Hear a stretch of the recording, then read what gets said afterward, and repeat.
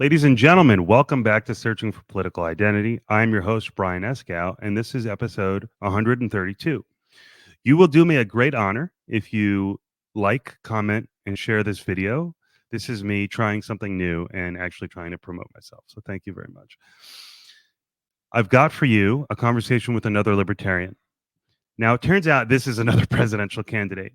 And I don't mean to be laughing when I say that, but it's just kind of funny because I am really finding my groove talking to libertarian presidential candidates.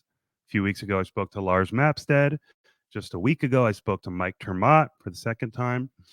And in about 13 days from now, I've got another libertarian presidential candidate, very well-known guy who I'm extremely excited to talk about, scheduled.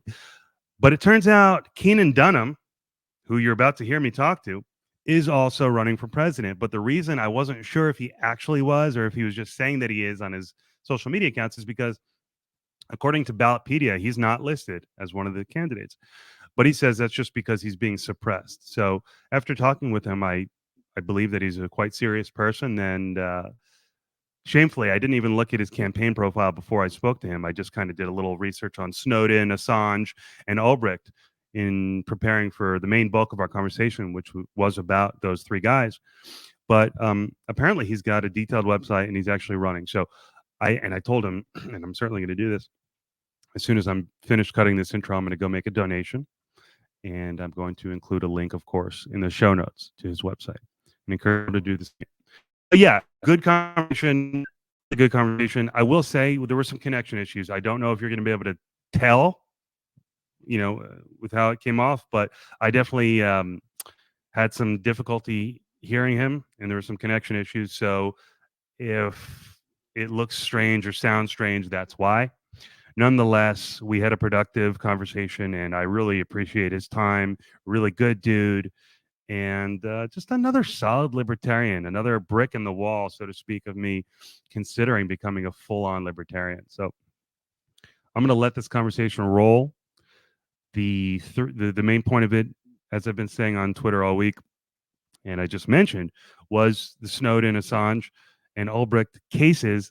We did an okay job of going into them. We didn't dive as deep as I may have wanted to or may have been expecting to, but that's okay.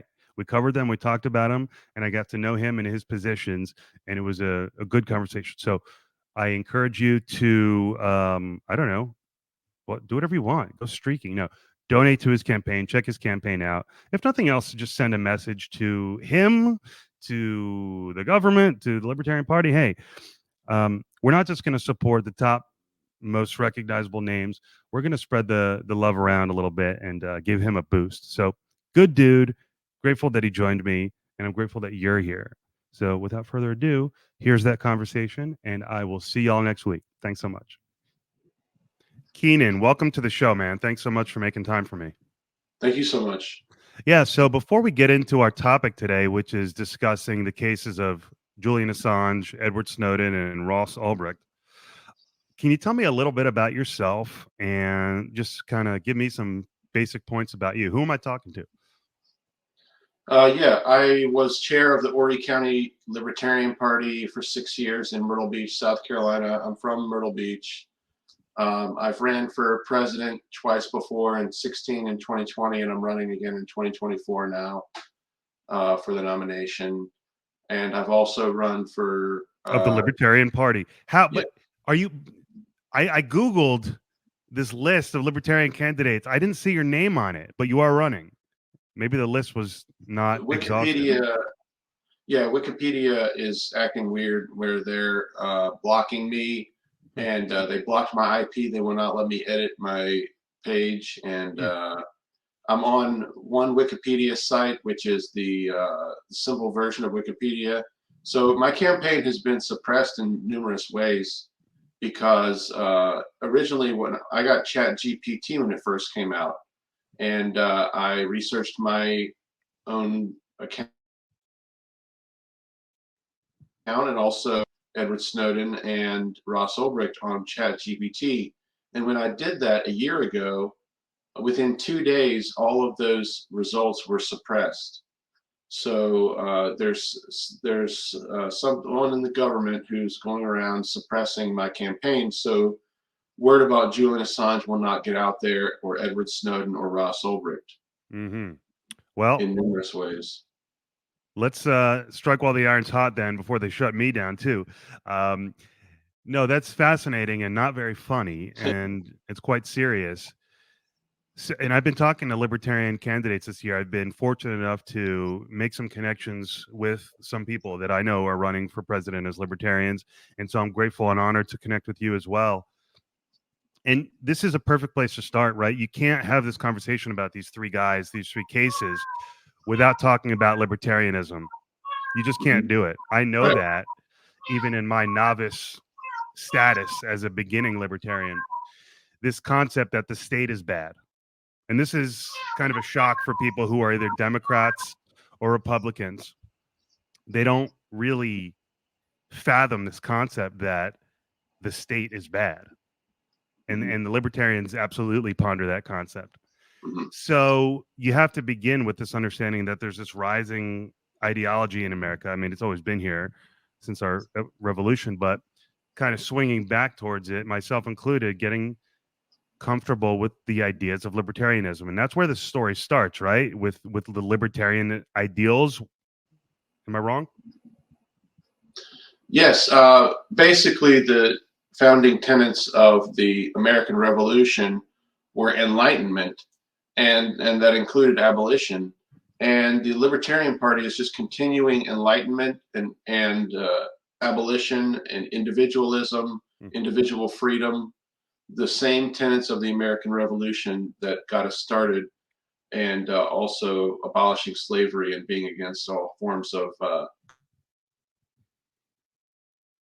coercion.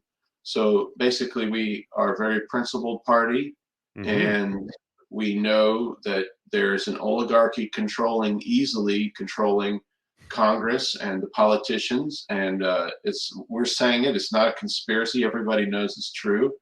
There's a revolving door going between lobbyists, corporations, and political positions, where if you work in a political position, then you can work for a lobbyist company, or you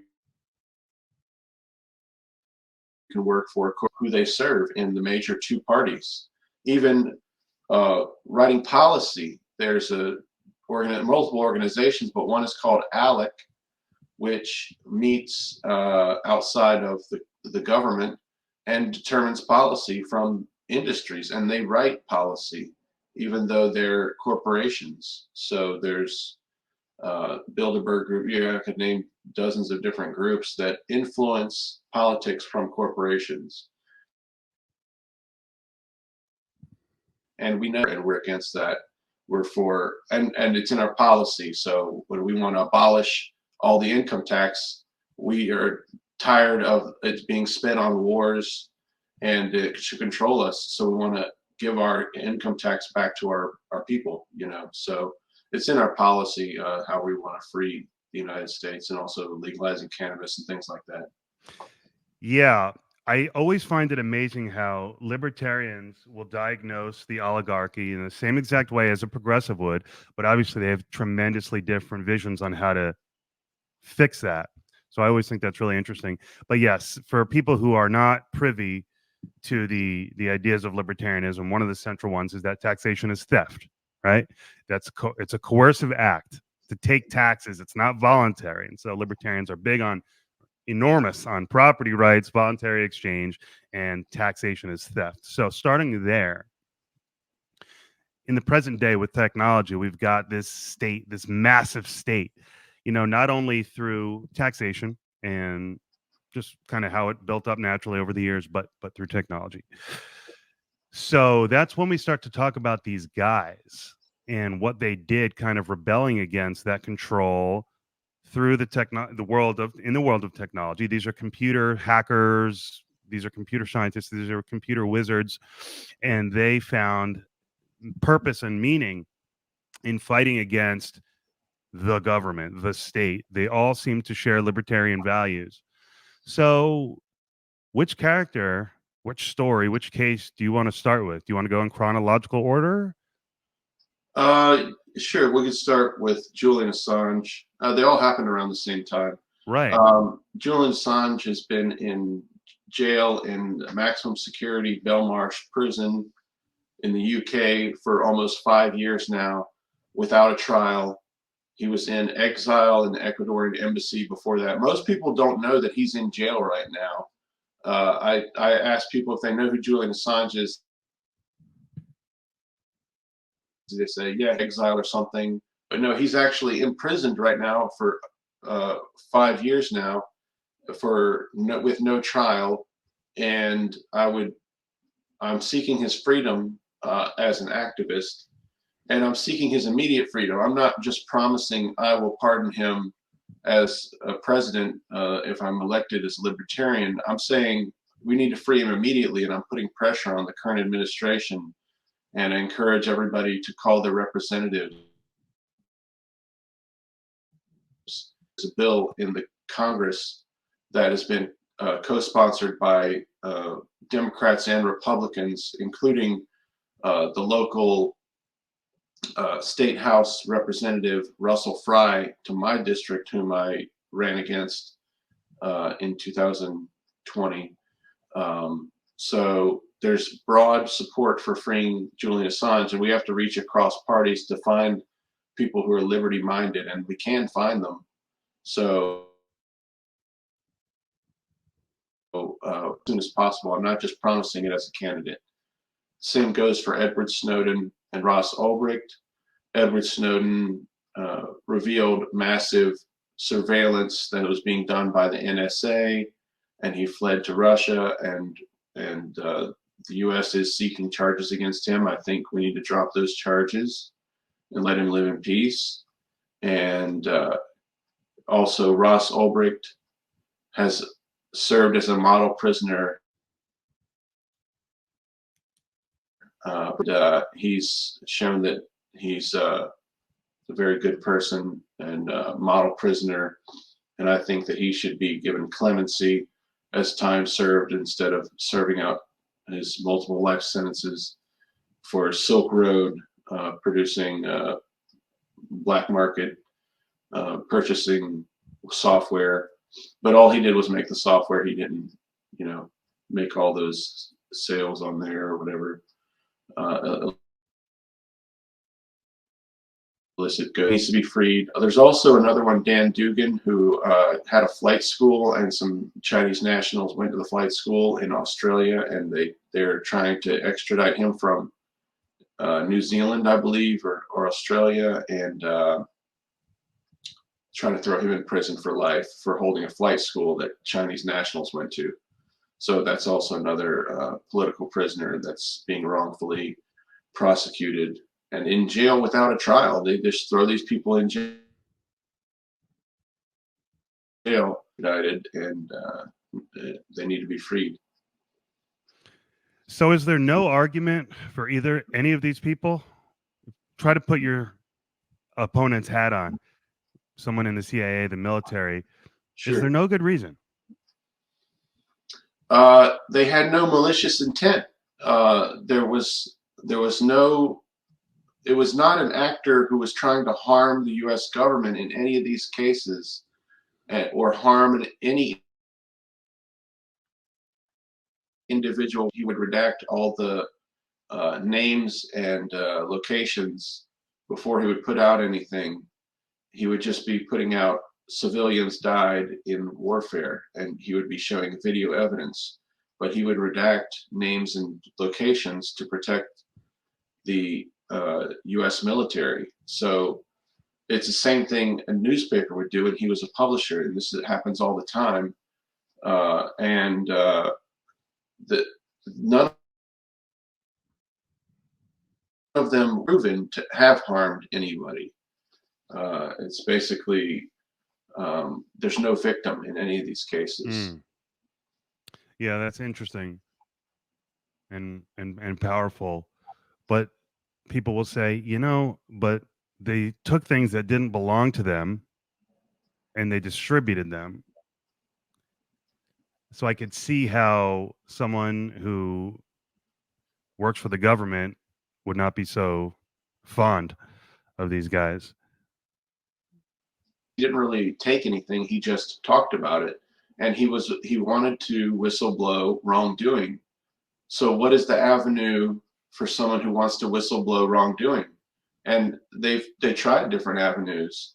So like Chelsea Manning tried to report it internally, and nothing happened. So they tried those avenues of whistleblowing within. So what was Chelsea Manning reporting? Do you recall that exact information? Of civilians being killed from a helicopter, and she gave that to WikiLeaks. Mm-hmm. Mm. Yeah, I was reading about that, preparing for this conversation, and that was pretty powerful when you read that. A U.S. helicopter gunned down 18 civilians. You do wonder about that story. So the contention here is that these guys are all libertarians who believe in America, but the America that they think should exist, not the state-heavy government, top-down military industrial complex intelligence agency governments. I guess this is really about was it Thomas Jefferson, the famous quote about liberty or security? You can't have both. Yeah, I think so. Yes. I think it was. So it's really a question of, in this age, I'll keep referring to technology where we have all this information. Do you want to be under mass surveillance and be theoretically protected from big security threats, or do you want freedom and to kind of take that risk? It's interesting. You could certainly make arguments on both sides, but the question is, should we see what the military and CIA sees? Is that the question? Or is it a matter of calling out grave injustices and just having an ability to kind of leak grave injustices? Well, there are differences in whether we should disband things like the CIA and the FBI. My opinion is that we should thoroughly gut them, make them transparent to funding, and reduce their budgets by up to 75%. So I don't think we should completely close them. That is the opinion of some other candidates. But I think that we should definitely make them transparent, reduce their budgets, and also make it very transparent what they spend their money on. Yeah, that seems like a tall task. So these guys, it all happened around the same time. And they all had, well, Snowden and Assange are pretty similar. Is Ullbricht different? Does he fall into a kind of a different category in your mind? Yes, because it's not about stolen secrets. It's about making a software that gave people access to a black market, give the goods. They punished the software maker, which was him. So I don't think that's right. Yeah. So if you were president, why are you not for shutting these agencies down? I mean, it seems like probably every libertarian candidate is. You mentioned that. Why not you? I'm for gutting them, but there are some things that they're needed for, and that's what I would look at to see if there's anything that they are needed for hunting terrorists that want to harm the U.S. government and the American people. So there are definitely some valid uses for those entities, but they're way beyond that, and their budgets are wasteful, and could definitely cut a lot of the personnel. So I would want to cut the budget by more than 50%. Budget, even more, is in the security and law enforcement areas of the federal government. Cut more than 50% of the budgets. Yeah. So what is the big picture narrative that we should be taking away from what's happened to these guys? That we have an oppressive government the deep state, whatever, CIA, military, and that, well, here's what I was thinking. It's the incidental collection of Americans' data, right? Because if you want to track foreign terrorists or foreign actors, incidentally, you're going to collect some data on Americans. And so how do you navigate that issue? It's tough. I just want to give Americans the tools and the correct information. So basically, I'm putting the truth out there and letting Americans decide the way they want to live their lives. The entire, mass surveillance question is, do we own our own privacy? Do we own our own lives? So it is a question of slavery versus individual freedom. Now, there's different ways to do mass surveillance. They could either gather all the information and have all the information on file, or they could look for it when it is something suspicious. So there are ways to protect our individual freedom and still have law enforcement. They should have to have a subpoena, a warrant issued by a judge. There should be oversight. There should be people who are advocating for the warrants not to go through alongside people who are advocating. So it shouldn't be rubber stamped either. There needs to be oversight, basically. And our individual freedom needs to be protected at every level within the government as well. So the government needs to have that as part, because they are supposed to go by the Constitution. The Constitution is the law of the land. So the First Amendment does apply to us, and the government should be thinking about the First Amendment when they do law enforcement, and they should be prepared to protect us. Mm-hmm. Yeah. So you think the process now is just a rubber stamp? There's no real. Yeah.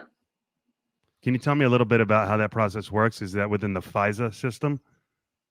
So a lot of the mass surveillance has been outlawed, where they were recording every phone call at all times, and that has been hopefully stopped.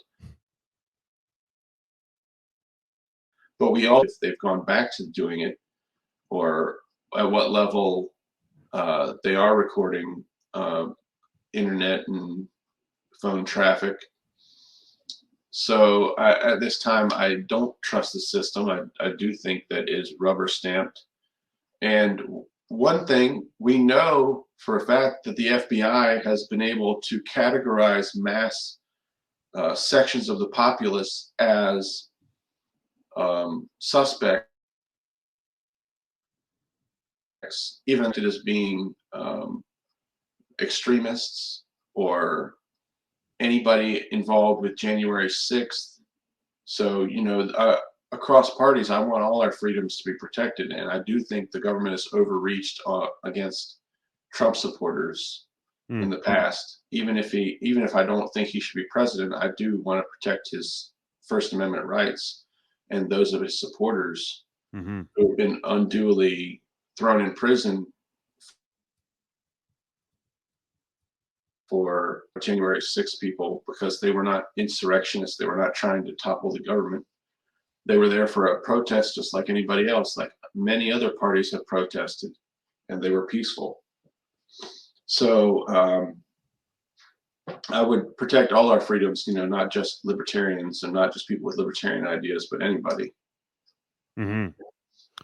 So what else is at the forefront of your mind as you're running for president, besides these incredibly strong stories with these three guys? What else are you fighting for? What's on your agenda? Yeah, that's so my domestic policy is to legalize cannabis 100%, legalize gambling 100% across the United States federally. also legalize cryptocurrency and regulate it with the government, and also completely eliminate the personal income tax. Those are my 4 domestic policies. Okay, here's a question that jumps right off in my mind. Why not legalize sex work? I'm sorry, it cut out for just a second. What was the question? Why not legalize prostitution as well? It seems like it would fit within these categories. Is it just kind of a little Yeah, too I hot would to probably touch? decriminalize it first. Yeah. I'm not sure if I would legalize it completely, but because, well, see, I'm not sure. I haven't thought about it. But Sure. as far as like a humanitarian issue and a domestic issue, I don't think it's top of my priorities. I think Fair the other enough. Why is cannabis so important then? our cannabis economy, crypto economy, gambling economy. Um, yeah, I don't see the prostitution economy being huge, but I definitely want to decriminalize it. I would definitely do that. So the purpose of legalizing these other industries is to, what is the purpose? Unleash the economy, create millions of jobs, create taxable income that will grow the economy and unleash trillions of dollars into the economy. All 4 of And them. so, but if you abolish the income tax and then you legalize these industries, you're saying that would still generate tax revenue? Yeah, there may be a consumption tax, and there will be local taxes, of course, as well. So, yeah, there may be a consumption tax, or there definitely be corporate taxes. Do gambling or cannabis, there'd be corporate tax. So, yeah, it would definitely generate more taxes, even if I got rid of the income tax. So what was your experience like in 2016 and 2020 running? Did you find that you weren't as suppressed and you had an easier time? Yeah, I was on Wikipedia both of those times. Yes, I was less suppressed, strangely enough, and I was just starting out in the Libertarian Party. I didn't have much experience. It was an awesome experience. I've got my lanyard from 2016 convention right here, and it was in Orlando. It was a great experience. I met all the other candidates. I met John McAfee, who passed away. Hmm. I met Mark Allen Feldman, Gary Johnson. And then 2020, unfortunately, we bowed down to COVID and had an online only convention, Wow. which I thought we chose not to even do a hybrid convention and ratify it later in person. And so, okay, well, I guess I was a little bit suppressed there because I was not allowed to speak at the online convention at all. So it's hard to get people to vote for you if they show all the other candidates and you're not one of those candidates. So yeah, I was barred from speaking. Whereas if it was a convention, I could have gone to the convention. So I do plan to go to Washington D.C. this year. We will have a in-person convention this year, so I plan to be there. And basically, I'm an activist candidate, and I'll be pushing for these issues whether I'm nominated or not. So I won't stop here, and I'm not going to stop until all these people are freed, and the issues that I'm putting out there are going to be issues no matter what. And they're also free for anybody to pick up and advocate for. I don't try to hold the area ideas, and I want to share all my great ideas with anyone else. If anybody wants to run for local office, I encourage them to run for local office and take a look at my campaign and see if there's any great ideas that they want to pick up from there. And we need people running for local office, so I encourage that as well. If I don't win, I'll probably run for Congress. I was thinking about, you're in San Diego, is that correct? Mm-hmm. Yeah, I was thinking about moving to California, actually. Why would you do that? I'm a screenplays, so I'm thinking about moving to LA. So I might run for Congress from California or something like that after this. The mic briefly cut out for a second. Why are you considering moving to California? Oh, I said I'm a writer. I've written 3 books and 2 screenplays. Oh, wow. I'm thinking about moving to LA. I got you. That makes a certain amount of sense then. Interesting. Yeah. What kind? Okay, very interesting. Well, we could go down a whole nother conversation there. I love writers. I think they're fascinating. I got an uncle who's a screenwriter. It blows my mind at how you guys do that. But why are these issues so important to you? Why are you such an adamant activist? What happened in your life, or did something happen that created such this passion in you? Oh, that's a good question. I'm not really sure how I could, what event in my life, but basically, I have a dedication to helping others, and that's what I want to do with my life. Very, very strict on myself with being truthful to myself and honest. So I'm not just pursuing money and wealth in my life. I'm also pursuing helping people and putting the truth out there, and not bowing down to the system that is in place, but wanting something better for all people. And with 65% of Americans living paycheck to paycheck, people can keep their money and survive inflation. So, Yeah, that's interesting. It's thoughtful of you. It's very noble of you. So, give me a couple of your thoughts on progressivism today. Is it different than it was in the old days? Probably not. Progressivism is progressivism, no matter what era you're in, right? They want more taxes, more redistribution. But there's that connection with libertarians that they diagnose the problem the same, the oligarchy, corporations, but they have different views. Why are the progressives wrong? I guess it's a basic question, but like, what are they getting wrong? The Bernie Sanders, the Elizabeth Warrens. yeah, that I would definitely want to reach out for the commonalities so that we can find things that we can work together on, and that would be limiting corporations. And I, as a libertarian, do agree that there could be unions but with certain amount, basically third parties that are uh, held to the same standard of truth and honesty that any organization is held to. So, as far as what is the place of Democrats and progressives alongside libertarians, we want a lot of the same things, and our viewpoint is a little bit different. A Democrat approaches it as we need to feed using the government, and that's a part of how you come up with solutions, is use the government for solutions, whereas libertarians understand that government does not know how to solve those problems without becoming corrupt, and there are better solutions in the free market. The free market provides better solutions, so we look for solutions that include limiting the regulation, let the free market take care of those things. And they don't realize that huge amount of taxes is just choking the average American. But the average American knows it, and that's why most are independent right now and not Democrat or Republican.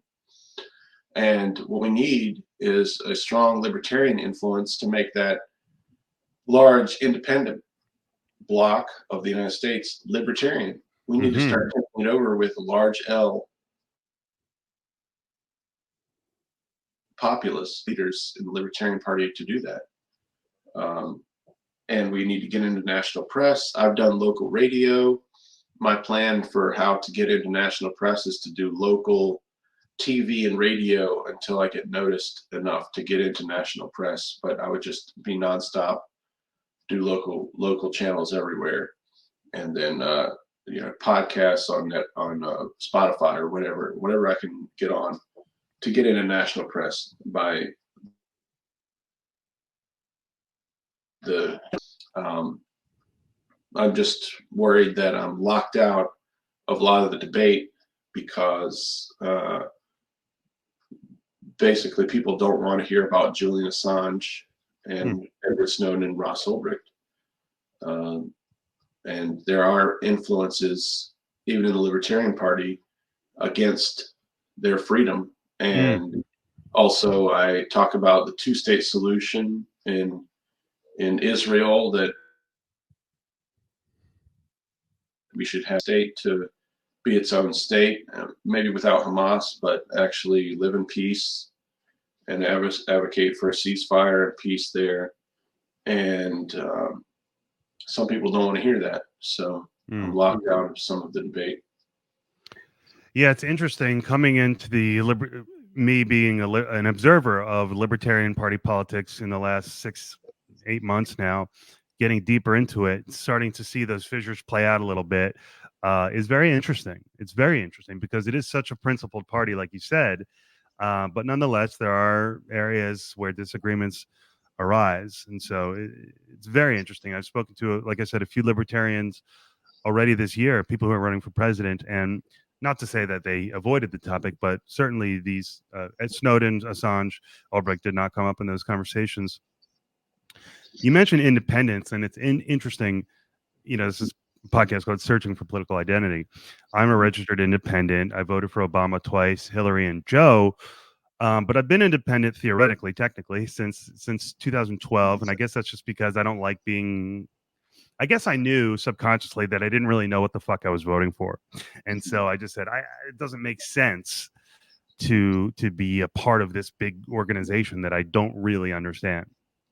And so I hear your goal of converting those independents to libertarians. I think that's a really interesting process, certainly one that I'm in the middle of personally. Speaking of this dynamic between independents and libertarians, what do you make of Kennedy's candidacy? This guy is super attractive to a person like myself. He's coming in saying, let's break the machine. I'm not a libertarian, but I'm against the duopoly like all you libertarians. Maybe I'll run on your party's ticket for ballot access. And another huge split in libertarians saying, no. We worked so hard to build this infrastructure for a libertarian, not for Robert F. Kennedy Jr. But what do you make of this guy who's attracting so many independents? What are your thoughts on Kennedy?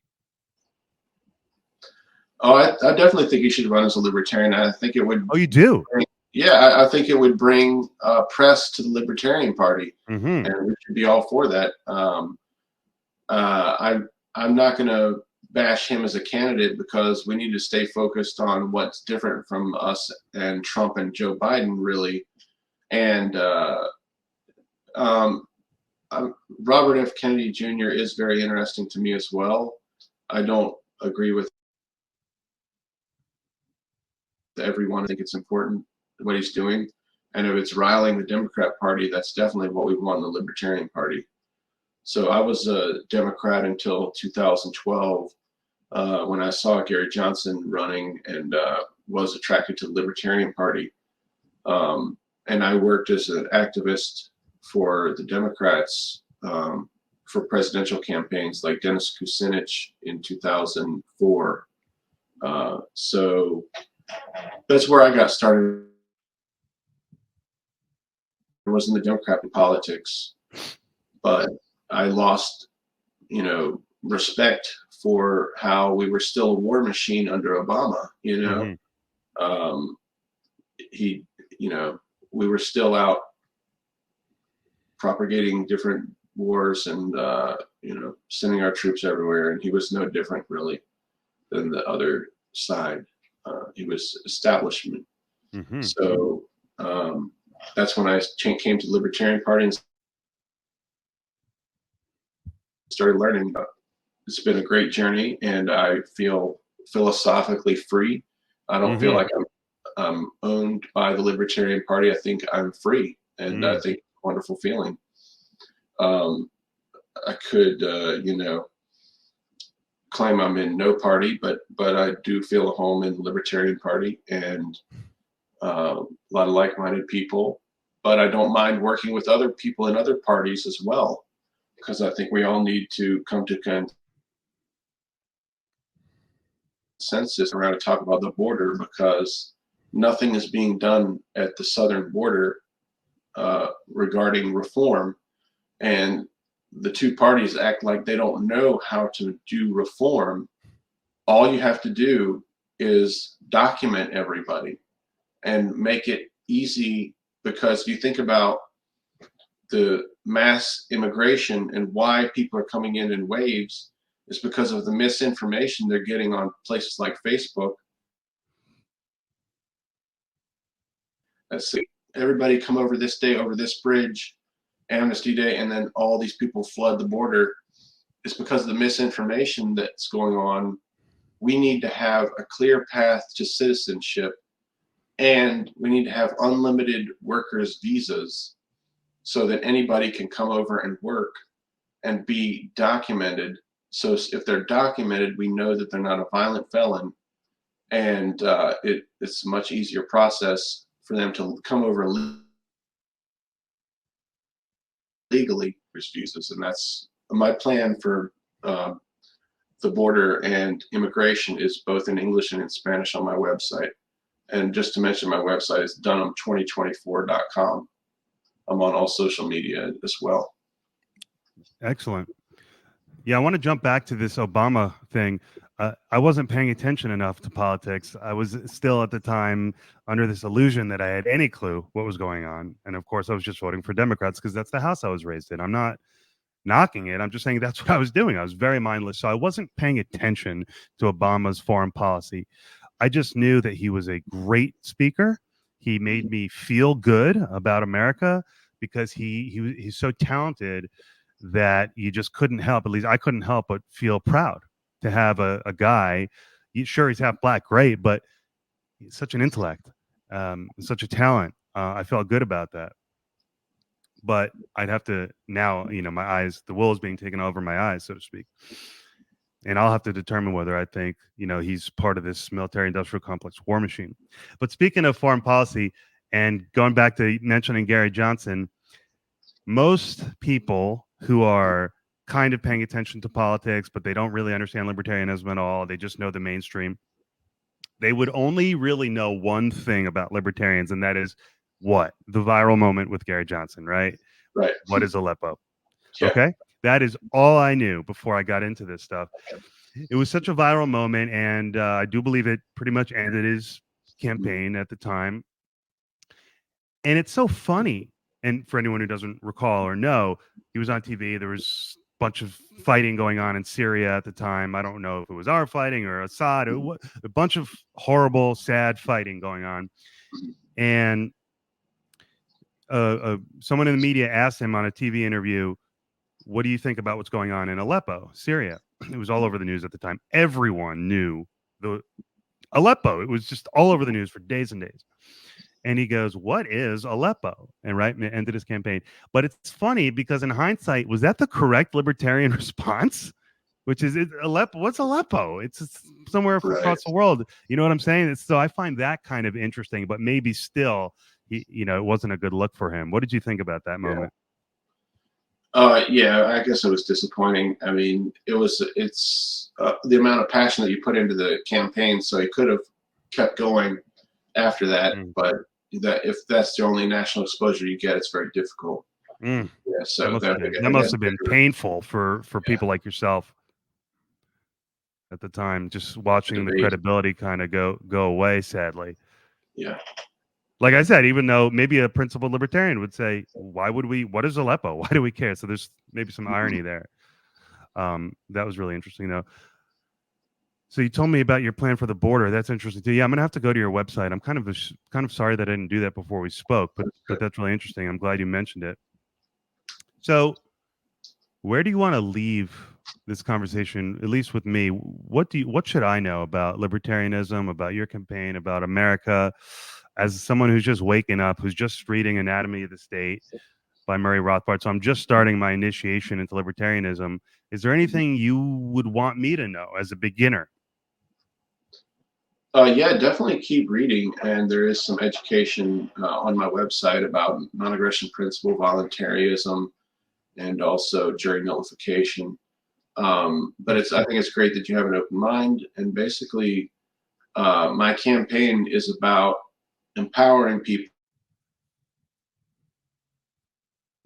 cats as far as getting libertarians, independents, Republicans, and Democrats to vote a certain way or to do certain things all the same. Basically, I want to arm everybody with the truth and empower them to make them like lions. You know, turn cats into lions, and tell everybody what's important is your own individual freedom, not following me. Go out and get educated. Educate yourself as much as possible. Mm-hmm. Yep. I'm sorry to myself and to the country, frankly, that I hadn't started this process sooner, because age has nothing to do with your knowledge. I mean, you could be a 13-year-old, 15-year-old and read this stuff and Right. process it. So sometimes I feel a little naive, a little foolish, but hey, it is what it is. Everyone's on their own timeline. But I really appreciate you taking the time to talk with me, because when I started this podcast 3 years ago, almost to the date, I said, I'm going to talk to thought leaders and be ignorant no more. And so it's an honor to connect with you. I have this rule. It's like anytime I interview a presidential candidate, I immediately go to their website and make a donation. So you can definitely expect a massive personal donation from Brian Escott today. And I'll be sharing this conversation wherever I can. I'm just grateful for you. Thanks for your time, and I'll definitely be going straight to your website, not only to donate, but to read up on your other policies. And I hope that you're able to get more exposure and get on stage with the other gentlemen, and ladies and gentlemen, who are running in the Libertarian Party. It's interesting. The libertarians, obviously, there's not perfect agreement among them. We've already discussed that, obviously, but everyone has like their own flavor. The candidates that I'm aware of, this guy's the professional looking one. This guy's the one that wears a hoodie, but he's really well spoken and gets it. This guy's young, but he's fresh. And so everyone has their own kind of thing. And I'll have to watch this interview back and think about you, read your website and say, what is Keenan's thing? What's his, not brand, but what's his flavor? Or maybe you don't have one. Maybe you're just a principled libertarian. Maybe you don't have a flavor. But it's been a joy speaking with you and getting to know you a little bit. And I wish you the absolute best of luck. And I'm going to be doing everything I can in my small way to be increasing your exposure, because I think it's really important what you're doing. Thank you so much, Brian. I really enjoyed it. Yep. Thank you so much, sir. Have a great day. All right. Thank you. Adios.